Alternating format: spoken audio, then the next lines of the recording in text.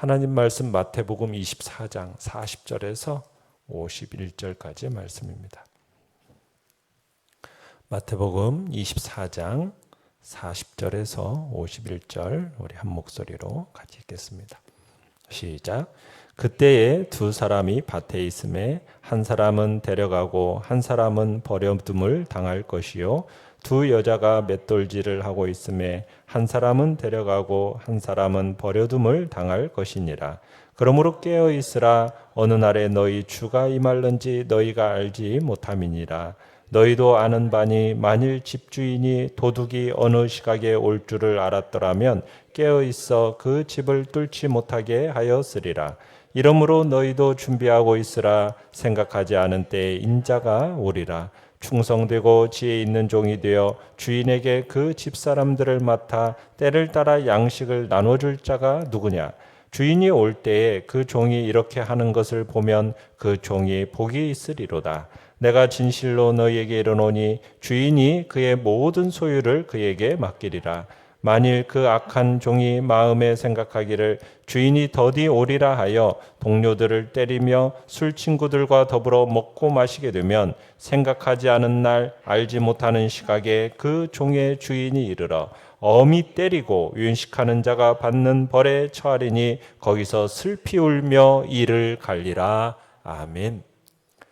오늘 말씀의 제목은 악한 종과 충성된 종의 차이라는 제목으로 말씀을 나눕니다. 오늘 말씀은 주님께서 재림의 시기에 관련해서 교훈하시기 위해서 비유로 말씀하시는 건데요. 43절에서 44절은 집주인의 비유와 그리고 45절에서 51절까지는 충성된 종과 악한 종의 비유를 말씀하십니다. 이 비유가 강조하는 핵심 사항은 재림의 시기가 예측할 수 없다라는 겁니다. 주님의 이 재림은 사람이 생각하지 못한 시기에 이루어진다라는 거죠. 그렇다고 해서 재림의 시기를 전혀 알지 못한다 그 얘기를 하는 것은 아닙니다. 왜냐하면 우리가 앞에서 봤듯이 종말의 징조를 말씀하시면서 그 때를 분별할 수 있도록은 하셨죠. 그러나 재림의 정확한 시기는 알 수 있도록 하지는 않으셨다는 얘기입니다. 재림의 정확한 시기는 비밀로 감추어졌어요. 왜 비밀로 감추어졌겠습니까? 그 까닭은 주를 믿는 성도들에게 항시 깨어서 경성하게 하기 위해서입니다. 그러나 그리고 또 주를 믿지 않는 자들에게는 임박한 심판을 피하지 못하게 하기 위해서라고 얘기하고 있어요. 그러니까 우리는 하나님의 주권 하에서 종말의 때가 있다라는 것을 기억하고 그 종말의 때에 대해서는 지나친 호기심은 갖지 말아야 합니다. 그러면서 동시에 항상 영적으로 깨어있는 그런 신앙생활을 해야 할 것입니다. 40절 41절을 보시면은 마지막 날에 있을 최종적인 분리에 대해서 말씀을 하고 계세요. 자, 두 사람이 밭을 갈고 있습니다. 또 두 여자가 맷돌을 갈고 있습니다. 자, 그런데 한 사람은 데려감을 당하고 또 다른 한 사람은 버려둠을 당할 거라고 얘기하고 있어요. 자, 여기서 분명한 사실은 예수님께서 재림하시는 날 두 사람의 운명이 영원히 나누어질 거라는 얘기입니다. 두 사람이 동시에 같은 장소에서 같은 일을 하고 있어요. 이들은 성별이나 신분 등과 같은 외적인 조건에 있어서는 완전히 동일한 사람이에요. 그럼에도 불구하고 이들의 운명은 어떻게 되고 있습니까? 영원히 정반대의 길을 걷게 된다는 얘기예요. 그렇다면 이들의 운명을 결정적으로 갈라놓는 요소는 뭐란 얘기입니까? 어떤 외적인 조건이 아니라는 거예요. 그 요소라는 것은 내적인 조건이라는 거죠. 영적인 상태라는 것이 분명하다는 겁니다. 그러니까 사람의 운명이라는 것은 그 사람의 영적인 상태에 의해서 결정이 되는 거예요. 그 사람의 겉으로 어떤 세상적인 지위나 신분이 높다고 해서 어떤 재산과 학식이 많다고 해서 그 사람이 구원받을 수 있다라 그건 착각해서는 안 된다는 얘기입니다. 또 아내나 남편 혹은 부모나 자식이 경건하기 때문에 나도 덩달아서 구원받는다? 그런 일은 없다는 얘기예요. 그런 착각에 빠져서는 안 된다는 거죠.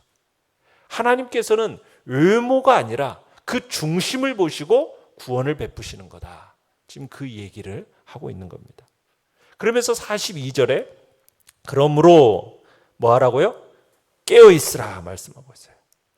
그러니까 주님께서요, 당신의 임하심과 세상 끝의 징조에 관한 말씀보다도요, 여기서 지금 더 많이 뭘 강조하시냐면 깨어 있을 것을 강조하세요. 깨어 있으라. 그러니까 우리는 이런 주님의 말씀 속에서 진정 예수님께서 제자들과 모든 성도들이 어떤 모습으로 마지막 때를 살아가기를 원하시는가, 이걸 분명하게 볼 수 있는 겁니다. 주님께서 하나님의 나라를 선포하시고 종말이 올 것을 지금 선포하신 것은 그저 우리가 종말을 이렇게 날짜나 계산하고 앉아 있으라고 얘기하는 게 아니에요. 종말을 준비하면서 하나님 나라의 백성으로서 참되게 살아가기를 보기 위한 것이지, 그냥 날짜나 계산하고 앉아서 그렇게 지내라고 주님은 이런 얘기하시는 게 아니거든요. 그러니까 우리는 종말과 하나님의 나라에 관한 그 주님의 교훈을 보고 들을 때마다 관심을 그때에 두지 말고 어떻게 살 것인가, 여기에 두어야 돼요. 언제 주님이 오실까? 여기에 때에 관심 두는 게 아니라 우리는 어떻게 살 것인가, 항상 깨어있는 자세로 살아가야 할 것을 말씀하고 계시는 거죠. 낮에 깨어있는 자와 같이 항상 단정하고 경건한 모습으로 받은 사명을 위해서 최선을 다하는 모습, 이렇게 살아가는 자가 되기를 기대하고 계시는 겁니다. 그래서 44절에 보시면은 이러므로 너희도 뭐하고 있으라? 준비하고 있으라. 생각하지 않은 때에 인자가 오리라. 여러분, 때에 관해 관심을 갖는 모든 사람들을 향한 주님의 최종적인 대답은 뭐냐?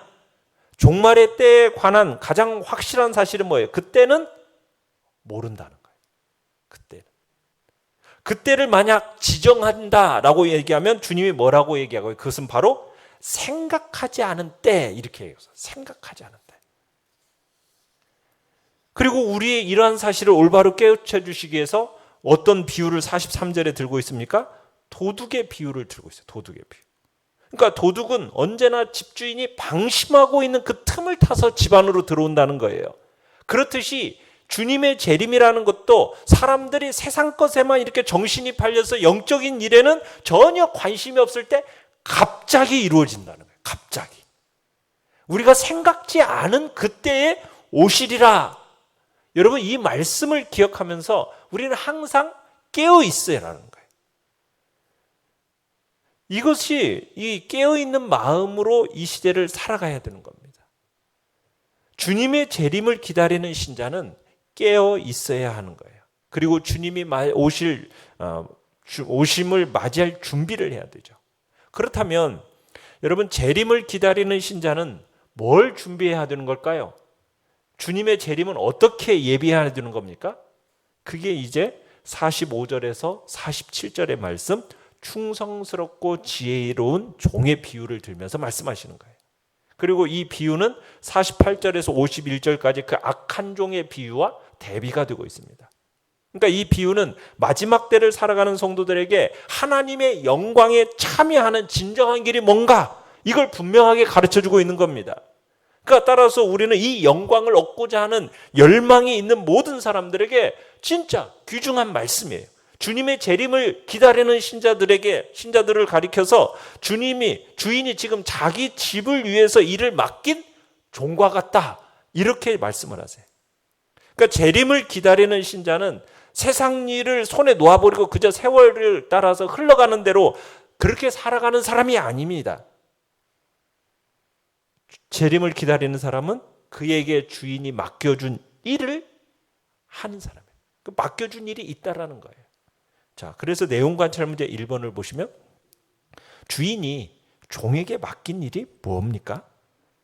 45절을 보시면 주인이 종에게 맡긴 일이 뭐예요?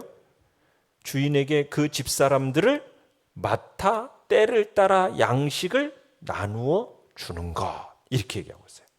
그러니까 주님의 집에 속한 사람들을 맡아서 때를 따라 양식을 나누어 주는 것이 지금 주님의 종에게 맡겨준, 주인이 종에게 맡긴 일이라는 거예요. 그 맡겨진 사람들을 허기지지 않도록 넉넉하고 또 만족해하면서 살아가게 해야 할 책임이 있다라는 거죠. 하나님의 복된 집에서 감당해야 할 역할이 이거예요.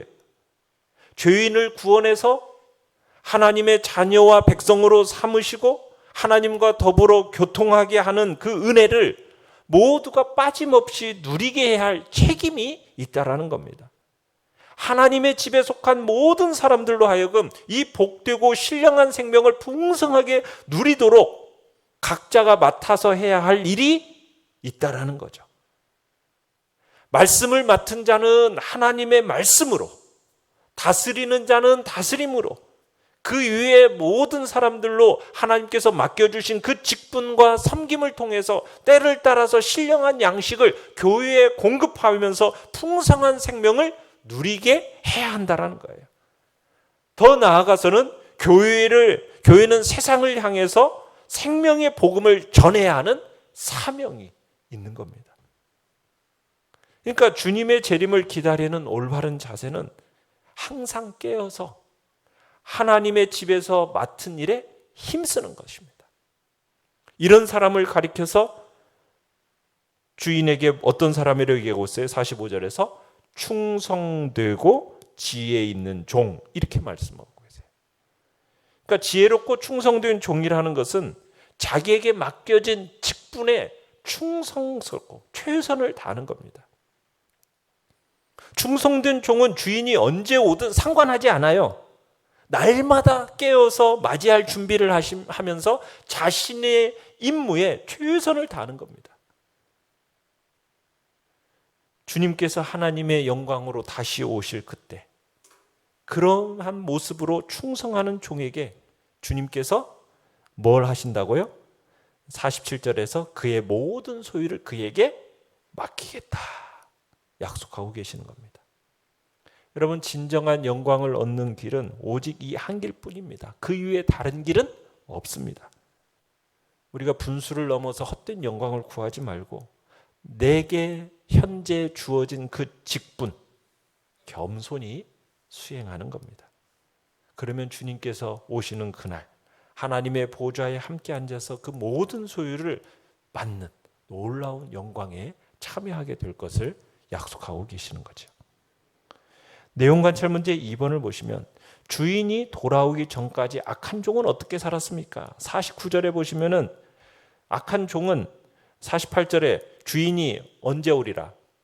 더디 오리라 생각하면서 불성실하고 정말 방탕하게 삽니다. 동료들을 때리며 술 친구들과 더불어서 먹고 마시는 그런 모습이 나타나고 있어요. 자, 영과 묵상 문제 3번을 보시면 왜 악한 종은 주인이 맡긴 일을 충실히 감당하지 못했습니까? 왜 그랬죠? 48절에서 주인이 어떻게 온디라? 더디 오리라. 주의 재림이 더디다라고 생각했기 때문에 주인이 맡긴 일을 충실히 감당하지 못하는 거예요. 우리가 앞에서는 성급한 재림의 기대에 사로잡혀서 어느 날 어느 시에 올 건가 이렇게 집착하는 것에 대해서 잘못된 거라고 경계하는 걸 우리가 봤어요. 그렇지만 여기서는 그 반대의 경우입니다. 재림에 대한 기대를 접어버리거나 느긋하게 생각하고 한가롭게 사는 태도에 대해서 지금 경계하고 계시는 거예요. 이런 태도 역시 주님의 재림을 기다리는 올바른 자세가 아닌 거죠. 우리는 주님의 재림의 시기를 정확하게 알지는 못해요. 그렇지만 항상 재림이 임박했다라는 영적 긴장 속에서 살아가야 할 것을 가르치고 계시는 겁니다. 재림하신다고 하신 지가 벌써 몇천 년이 지났는데 기다려도 오지 않는 이 재림 앞으로 있겠어? 세상이라는 것이 창초로부터 지금까지 변함도 없었고 앞으로도 변하지 않을 것 같은데 이대로 그냥 영영 계속되는 거 아니야? 비록 재림이 있다라도 내 평생에는 없을 거야 하면서 그런 여유 있는 삶으로 살아간다. 여러분, 이렇게 이런 자세로 살아가는 사람을 가리켜서 악한 종이라고 얘기하는 겁니다. 하나님의 집에 속한 자들에게 그의 맡은 바 직분을 따라서 때를 따라 신령한 양식을 공급하고 풍성한 생명을 누리게 하지 않고 오히려서 참으로 그 사람들을 때리고 괴롭히는 이 사람들, 그 사람들을 가리켜서 악한 종이라고 하고 있어요. 주인의 뜻에 반해서 주인의 집을 무너뜨리는 이 파괴하는 악한 자들, 주님의 집에 그 베풀어지는 신령한 양식과 어떻게 보면 생명을 상호하기보다는 세상 것에 취해가면서 살아가는 불신자들과 더불어서 세상의 즐거움과 세상의 쾌락에 탐닉하는 그런 사람들, 악한 자들이죠. 생각지 않은 때, 그죠? 50절에 생각하지 않은 날, 알지 못하는 시각에 주님께서 오셔서 엄히 때리고 외식하는 자가 받는 벌에 처할 거라는 겁니다. 여러분, 외식한다라는 것은 실제로는 아닌데 거짓으로 그런 것처럼 꾸미는 거라고 얘기했죠. 배우가 연기하듯이 꾸미는 것이 외식이라고 그랬습니다. 이런 사람은 참으로 하나님의 집에 속한 자인 것처럼 행세하는 것 같지만 실제로는 신자가 아니라는 거죠. 자, 느낀 점 4번을 보시면 주인이 더디어 오리라는 생각이 슬피 울며 이를 가는 참담한 결과를 낳는 것을 보며 무엇을 느낍니까? 주인이 더디어 오리라 생각하면서 불성실한 태도로 방탕하게 살아가는 것이 여러분 끔찍한 형벌을 받게 된다는 것을 볼 때 여러분, 우리는 어떻게 살아가야 되겠습니까? 내가 언제 세상을 떠나서 주님 앞에 서더라도 내가 부끄럽지 않도록 하루하루 주님이 맡기신 사명을 충성스럽게 감당하는 지혜로운 종이 되어야겠다. 여러분, 우리가 그런 마음이 들지 않습니까? 외식하는 자가 받는 벌에 처하리라. 여러분, 이 말씀은요, 불신자의 형벌에 처해진다는 얘기입니다. 천국 바깥으로 쫓겨나서 슬피 울며 이를 갈게 된다는 말씀입니다. 어떻게 보면 실상 정말 불신자로 취급된다는 것을 알리시는 거예요. 우리 신자들은 이 땅에서 주님을 재림을 기다리며 살아가는 일, 그냥 결코 한가롭게 또는 무책임한 대로 되는 대로 여러분 그렇게 살아가도 좋은 게 아닙니다. 엄중한 책임감을 우리는 느껴야 합니다. 진정 주님께 속한 하나님의 백성인지 아니면 그럴듯하게 위장하고 참으로 그럴듯하게만 사는 거짓 신자인지 우리의 실상을 드러내 보이는 심각한 삶인 거예요. 우리는 주님의 재림에 임박하였음을 의식하면서 항상 깨어서 경성하면서 언제 있을지 모르는 그 주님의 재림을 위해서 항상 예비하는 자리에 우리 모두가 있기를 바랍니다. 그 맡은 직분에 따라서 섬김으로 정말 믿음의 열매를 통해서 믿음의 진실함을 드러내는 귀한 성도님들 되시기를 간절히 축원합니다. 결단과 적용 5번입니다. 나는 주님이 더디 오실 거라는 생각으로 맡겨진 일을 태만히 하고 있지는 않습니까? 주님이 맡겨주신 영혼들을 말씀으로 먹이고 사랑으로 돌보는 일에 부지런한 종이 됩시다. 아멘. 오늘의 기도 같이 읽습니다. 시작. 주님을 대신하여 굶주린 영혼들에게 생명의 양식을 나눠주는 청지기가 되게 하소서. 아멘. 말씀을 생각하면서 기도하시고요. 연약한 우리의 지체들을 위해서 기도해 주시고 주님 은혜 안에서 코로나 이 바이러스가 속히 잠잠해지는 역사를 주님 베풀어 달라고 우리가 함께 대면하며 예배드릴 수 있는 날이 속히 오도록 이번 거룩한 주일을 놓고 기도해 주시고요.